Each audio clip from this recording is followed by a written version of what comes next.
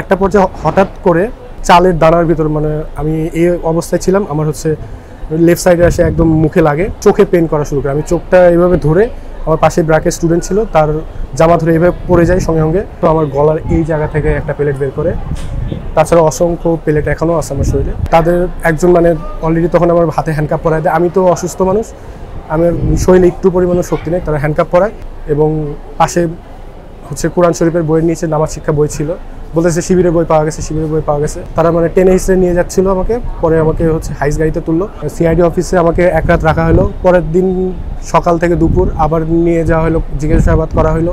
একটাই কথা যে শিবির করস, শিবিরের বই পাওয়া গেছে। আমি গুলিবিদ্ধ হয়ে হচ্ছে 18ই জুলাই আমাদের ব্র্যাকের সামনে, ব্র্যাক ইউনিভার্সিটির সামনে হচ্ছে সকাল থেকে আমরা হচ্ছে ব্লকেট দিয়ে রাখছিলাম।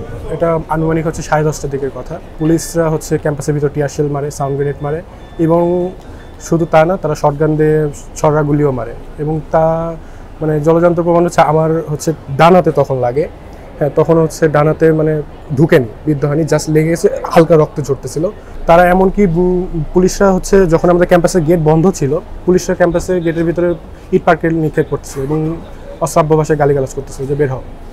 পরে এক পর্যায়ে স্টুডেন্টরা বের হয়। একটা পর্যায়ে হঠাৎ করে মানে কি বলবো, মানে চালের দানার ভিতর মানে আমি এই অবস্থায় ছিলাম, আমার হচ্ছে লেফট সাইডে এসে একদম মুখে লাগে।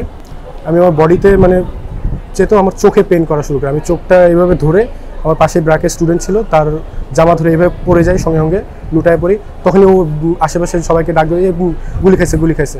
তখনই সঙ্গে সঙ্গে হচ্ছে আমাকে হচ্ছে এই পাশে এইমস হসপিটাল ছিল, তখন সবাই ধরাধরি করে ওখানে নিয়ে যায়। ওখানে নিয়ে যাওয়ার পরে হচ্ছে আমাকে আমার বুকে কয়েকটা প্লেট ছিল, কয়েকটা প্লেট বের করে। তারপরে অনেক কন্ডিশন খারাপ, চোখের অবস্থা। তখন বলে যে ব্র্যাকের মেডিকেল সেন্টারে নিয়ে যাওয়া হোক। তখন তারা ওখান থেকে ধরাধরি করে আমাকে ব্র্যাকের মেডিকেল সেন্টারে নিয়ে আসে। সেখানে এসে আমার গলার এই জায়গা থেকে একটা প্লেট বের করে, তাছাড়া অসংখ্য প্লেট এখনও আছে আমার শরীরে। তারপরে ওখান থেকে বলে যে চোখের অবস্থা অনেক খারাপ, যে ক্রিটিক্যাল। তখন অ্যাম্বুলেন্স কল করা হয়। তখন অ্যাম্বুলেন্সের মাধ্যমে আমাকে নিয়ে যাওয়া হচ্ছে ইউনাইটেড হসপিটালে।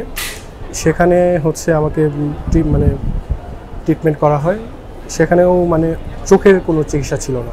হসপিটাল কর্তৃপক্ষ চাচ্ছিল যে আমাকে যত তাড়াতাড়ি রেফার করে দেওয়া হোক, যাতে আমার চোখে ভালো কোনো হসপিটাল, আই হসপিটাল বা কোথাও যাওয়া হোক। মানে আমি চোখে কিছুই দেখতে পারতাম না, চোখে ব্যান্ডেজ করা ছিল। তো আমাকে নিয়ে যাওয়া হলো ভিশন আই কেয়ারে, গ্রিন রোডে। সেখানে ডক্টর আমার দেখে বলে যে অপারেশন করতে হবে, তোমার হচ্ছে গান প্যালেটটা চোখের চারটা হচ্ছে লেফট আইয়ে ঢুকছে গান প্যালেট, বাট একটা একদম মানে আই ভেদ করে একদম অপটিক্যাল নার্ভের অনেক কাছাকাছি চলে গেছে। তো আমাদের হচ্ছে এই এন্ট্রি উন্ড আর এক্সিট উন্ডটা ফিল আপ করতে হবে, এর জন্য ইমিডিয়েটলি অপারেশন দরকার। তো অপারেশনের জন্য তখন যত দ্রুত সম্ভব তারা অপারেশন করে। আমার ফ্যামিলি তখনও জানে না, মোবাইলের মাধ্যমে যোগাযোগ চলতেছে, তারা এখনও আসে। তো আমার ফ্রেন্ডরাই সব কিছু হ্যান্ডেল করে। তারপরে অপারেশন করার পর আমাকে ছেড়ে দেওয়া হয় হচ্ছে রাত 11টার দিকে। তখন আমি খালার বাসায় আসি, আমার খালারা নিতে আসে। রাতারাতি আমার মাও বগুড়া থেকে আসে আমাকে দেখার জন্য। তারপরে হচ্ছে শুক্রবার যায় 19 তারিখ। তারপর হচ্ছে 20 তারিখ হচ্ছে আমার হচ্ছে ফলো আপের জন্য ডাকে।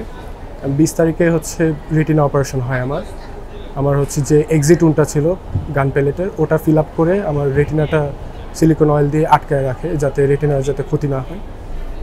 তারপরে আমাকে রিলিজ দিয়ে দেওয়া হয় যে বাসায় যে থাকবে, বাট বেড রেস্টে থাকবে সম্পূর্ণ। টিচার পরিচয়ে আমার মা, আমি তো তখন ঘুমাইছিলাম, আমি তো অসুস্থ, আমি মাথা নিচু করে ঘুমাইতে হয় আমার। তো আমার মাকে বলে যে আমরা জিসানকে দেখতে আসছি, আমার ডাকনাম জিসান। তো জিসানকে দেখতে আসছি, আমরা ব্র্যাক ইউনিভার্সিটি থেকে আসছি। তা আমার মা সরল মনে দরজা খুলে দেয়। তো আমি চোখ খুলে হালকা হালকা দেখি যে ইনারা কারা। তারা ভিতরে ঢুকেই পুরো বাড়ি তছনছ করে তল্লাশি করতে থাকে, আমার ফোন নেয়, মায়ের ফোন নেয়, তারা মানে পুরো ঘর তছনছ করতে থাকে। তো ওগুলো দেখে আমার মা এবং খালা বলে যে আপনারা কারা তাহলে, আপনারা এই করতেছেন। তারা বলতেছে যে আপনার ছেলেকে আমাদের কাছে দিয়ে দেন, আমরা তার ট্রিটমেন্ট করবো। তখন আমার মা জিজ্ঞেস করে যে আমার ছেলেকে ট্রিটমেন্ট করবে না, ওকে তো অলরেডি 20 তারিখে অপারেশন করা হলো, মেজর অপারেশন, ওকে সোলোমেট দেওয়া হলো, ও তো অপারেশনের ভিতরে আছে, ও তো বেড থেকেই নড়তে পারে না, ওকে আপনারা কই নিয়ে যাবেন? আমার ছেলেকে তো আমি দিব না। তো আমার মা আমার সামনে এসে দাঁড়ায়। তারা কমসে কম 5 থেকে 7 জন ভিতরে, তারা সবাই সিভিলে ছিল, তাদের কোনো পরিচয় তখনও দেয় না।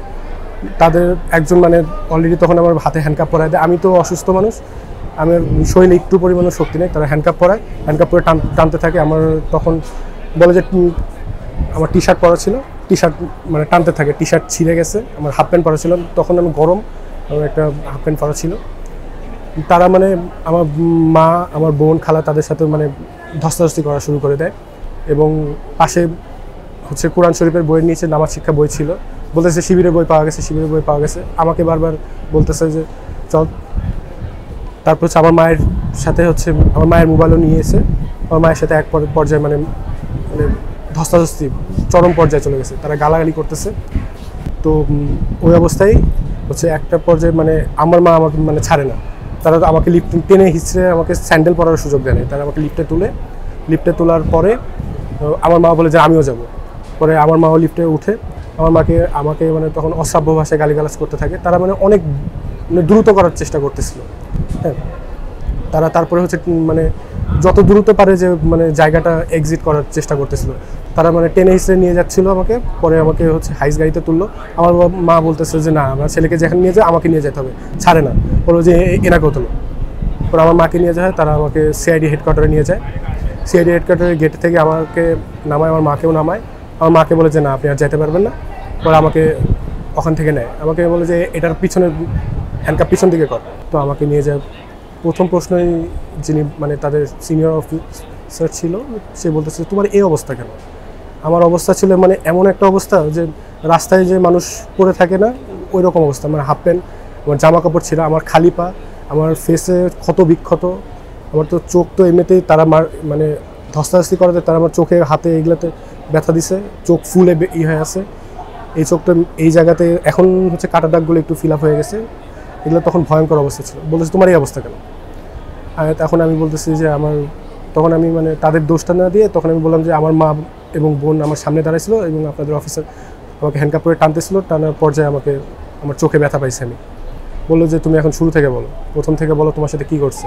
পরে আমি বললাম যে আমি এরকম ব্র্যাক ইউনিভার্সিটিতে আমাদের 16 তারিখে আন্দোলন ছিল, আমরা শান্তিপ্রিয়ভাবে আন্দোলন করছি। আমাদের দাবি আদায় করার পরে আমাদের 4টার দিকে আমরা চলে গেছি সবাই সময় মতো। আমাদের 17 তারিখে কোনো ছিল না, আমরা 18 তারিখে এসেছি। আমরা আন্দোলনে আমরা তখন শুরুই করিনি, আমরা রোড ব্লক তো করে না, রোড ব্লক করার তখন শুরুই হয়নি। স্টুডেন্টরা জাস্ট দাঁড়ানো ছিল, সে অবস্থায় পুলিশরাই করতেছে। এবং এক পর্যায়ে তাদেরকে সমস্ত ঘটনা বলার পর যে আমার এইভাবে গুলি লাগে। হ্যাঁ, তারপরে হঠাৎ করে তাদের যে আমাকে যে টিম নিয়ে গেছে ওদের ভিতর থেকে একজন বলে ওঠে যে তুই শিবির করস না, তোর বাসায় শিবিরের বই পাওয়া গেছে, তোদের ব্রাকে শিবিরের হেডকে, তোদের ফান্ডিং কই থেকে আসে, হ্যাঁ বল। তারপরে বলে আরেকজনকে আদেশ দেয় যে লাঠি নিয়ে। তো আরেকজন লাঠি নিয়ে আসে, এরকম লম্বা একটা লাঠি নিয়ে আসে। তো বল যে তুই শিবির করস না, তোর বাসা থেকে শিবিরের বই পাওয়া গেছে। পরে তারা লাঠি দিয়ে আমার পায়ের দিকে বাড়ি দেয় দুইটা। হ্যাঁ, তারপরে হচ্ছে বলে আমি তখন বলছি যে আমরা নিজেরা পড়াশোনা নিয়ে ব্যস্ত থাকি সবসময়, ব্রাকে এরকম কখনোই কোনো কিছু হয় না। এরকম বলার পরে যে সিনিয়র অফিসার ছিল যে আচ্ছা ঠিক আছে ওকে নিয়ে যাও। পরে বাইরে বের করলো আমাকে, বাইরে বের করে কিছুক্ষণ পরে আধা ঘন্টার পরে বললো যে তোমাকে জেলে দেওয়া হবে। পরে সিআইডির যে জেল ছিল, পরে জেলে আমাকে ঢোকানো হলো। সিআইডি অফিসে আমাকে এক রাত রাখা হলো। পরের দিন সকাল থেকে দুপুর আবার নিয়ে যাওয়া হলো, জিজ্ঞাসাবাদ করা হলো। একটাই কথা যে শিবির করস, শিবিরে বই পাওয়া গেছে, বারবার জিজ্ঞাসাবাদের ভিতর। পরে সন্ধ্যার দিকে সবাইকে বের করা হলো ছবি তোলার জন্য। আমার হচ্ছে সামনে ফ্রন্টাল ইনজুরি, বললো যে ব্রাকের স্টুডেন্ট ওকে বাদে সবাই ছবি তুলো। তা আমার ছেলে যে 2জন ছিল তারা বললো যে আমাদের সবাইকে জঙ্গি দিছে, জামাত শিবির দিছে, যে ছবি তোলা হয়েছে। তারপরে বলা বলি করতেছিল সামনে যে তোমাকে বাড্ডা থানায় ট্রান্সফার করা হবে। তো রাতের আনুমানিক 11টা বা 12টা এরকম দিকে হচ্ছে আমাকে বাড্ডা থানায় নিয়ে যাওয়া হয়। বাড্ডা থানায় নিয়ে আসার পরে আমাকে বাড্ডা থানায় হ্যান্ড ওভার করার জন্য নিয়ে আসে। তো বাড্ডা থানায় ওসি ছিল না। তো বাড্ডা থানায় একটা দেখতেছিলাম যে মানুষদেরকে নিয়ে আসতেছে, একটা করে মারতেছে, আর মানে সে মাটিতে পড়ে যাইতেছে। তো একটা পর্যায়ে এক এএসআই আসলো, আমরা বসা ছিলাম। সিআইডি অফিসারদেরকে বাইরে বসতে দিয়েছিল যে অফিসার ইনচার্জ আসবে তারপরে ফাইলটা হ্যান্ড ওভার হবে। তো আমি বসা ছিলাম, আমি পিছনের দিকে একটু বসাছিলাম। ওই এএসআই এসে আমাকে লাথি দিয়ে চেয়ার থেকে ফেলে দিয়ে বলে যে তোর চেয়ারে বসার যোগ্যতা আছে আমার সামনে? হ্যাঁ, তুই চেয়ারে বসবি না, তুই শিবির করস। পরে আমাকে তার হাতে লাঠি ছিল, বাটাম দিয়ে আমাকে আমার হাতে মারলো। তারপর পায়ের দিকে, মানে যে জায়গায় পায়ের ওইটুকু জায়গায়, এই 2 সাইডে আমার সিআইডি অফিসার ছিল, আমি চিকন জায়গায় একটু পিছনের দিকে আমি চেয়ারে বসেছি। বললো যে তুই চেয়ারে থেকে তুই চেয়ারে বসতে পারবি না, তুই নিচে বসে থাকবি, নিচে হাঁটু গাড়ি দিয়ে বসে থাকবি তুই। তো তারপরে আমি বারবার তাদের সিআইডি অফিসারদের, তখন রাতের বেলা যে সিআইডি অফিসারগুলো নিয়ে যায় আমাকে, মানে তারা একটু আন্তরিক ছিল আমার সাথে, একটু মানে খুলে কথা বলার চেষ্টা করছিল, আমার খোঁজ নিচ্ছিল। একটা সিআইডি অফিসার ভালো ছিল, সে আমাকে মানে স্যান্ডেল কিনে দিয়েছিল, যে জিসান তোমার পায়ে যেহেতু স্যান্ডেল নেই তুমি পর, সে লুকায় স্যান্ডেল কিনে দিয়েছিল। তো আমি তাকে বারবার বলতেছিলাম যে আমাকে এখানে রাখে না, বাড্ডা থানায় রাখলে আমাকে রাতে অনেক মারবে, আমাকে মেরেই ফেলতে পারে। বলে যে এটা করার কিছু নেই, তোমাকে থানায় রাখলে ভালো, তুমি একটা মানে মামলা দিবে, মামলা দিলে তুমি একটা আইনের প্রক্রিয়ায় চলে আসবে, আমাদের কাছে তো সেটা হবে না। তো এরকম আমি বারবার রিকোয়েস্ট করতেছিলাম। পরে তারা ভিতরে গেল, ভিতরে যেয়ে বললো যে তোমার আশা পূর্ণ হয়েছে জিসান, তুমি আমাদের সাথে ব্যাক যাইতেছো সিআইডিতে আবার। পরে আমাকে রাতে আবার সিআইডিতে ব্যাক করে, সিআইডি হেডকোয়ার্টারে। তো ব্যাক করার পরে তারা আমাকে হচ্ছে একটা রুমে হ্যান্ডকাপ পরা অবস্থায় আবার রেখে দেয়, আমাকে সেলে নেয় না, জেলে নেয় না, কারণ তাদের এন্ট্রি করতে প্রবলেম হচ্ছিল। আমাকে জেলে না নিয়ে একটা রুমের ভিতরেই করে রাখে। পরের দিন সকালবেলা আমাকে বসায় রাখে, এক একজন সিআইডি অফিসার এসে এক এক রকম হুমকে দেয়, তুই দেশে থাকতে পারবি না। তো তারপরে যে অফিসার ছিল, ওই রুমে সিনিয়র অফিসার ছিল, সে আমাকে বলে যে তোমাকে নিয়ে আমরা রাজারবাগে বসেছিলাম, আমাদের মেডিকেল টিম ছিল, ডিআইজি স্যাররা ছিল। তো আমাদের মেডিকেল টিম বললো যে তোমার চোখের অবস্থা অনেক খারাপ, তোমাকে যদি এখন মামলা দেই 2-2.5 মাসের একটা ব্যাপার, হ্যাঁ তোমার চোখটা নষ্ট হয়ে যাবে, তোমার এই শুধু চোখের কারণে তোমার ছাড়লাম, নাহলে তোমার মামলা দিয়ে দিতাম, চোখের জন্য ছাড়া পেয়ে গেলা। আর আমরা সিআইডিতে যারা আনি তারা সহজে ছাড়ি না, তুমি লাখে একটা তোমার ছাড়লাম। পরে আমার ফোন দিল, আমার হচ্ছে গার্জিয়ানকে কল দিল, গার্জিয়ানকে কল দিয়ে ডাকলো, পরে আমাকে আবার বসাইলো। পরে আমার আম্মু আসলো 12টা-1টার দিকে। তারপর বিভিন্ন আমার মুচলেখা নিল, আম্মুর মুচলেখা নিল বিভিন্ন প্রসিডিউরের মাধ্যমে। তারপরে সব সাক্ষাৎকার, তারপরে হচ্ছে আমাকে ফোন হ্যান্ড ওভার করলো সব কিছু নিয়ে। তারপরে তারা লাস্টে ধমকি দিল যে কোনো 3 মাস আত্মগোপনে থাকবা, কারোর সাথে কোনো যোগাযোগ না, ফেসবুক কোনো কিছুতে কোনো করবা না, টোটালি সিম বন্ধ, ফোন বন্ধ, সব কিছু নতুন, পড়াশোনা বাইরে যাওয়ার চেষ্টা করবা, দেশে থাকবা না তুমি। মানুষের মেডিকেল কন্ডিশন থাকলে তাকে একটু তো সময় দেবে, আমাকে স্যান্ডেল পরার, আমার কাপড় চেঞ্জ করার পর্যন্ত তারা সময় দেয় না। আমার যে কন্ডিশন ছিল, আমাকে হ্যান্ডকাপ পরে টানতে নিয়ে আসতে হয়েছিল, আমাকে একটু 2টা মিনিট সময় দিত আমাকে। আমি স্বাভাবিক, আমার বডির কন্ডিশন এমন ছিল যে আমি তো উঠতে হাঁটতেই পারতেছিলাম না, আমাকে ধরে হাঁটানো, তারা এমনভাবে আমাকে নিয়ে আসছে।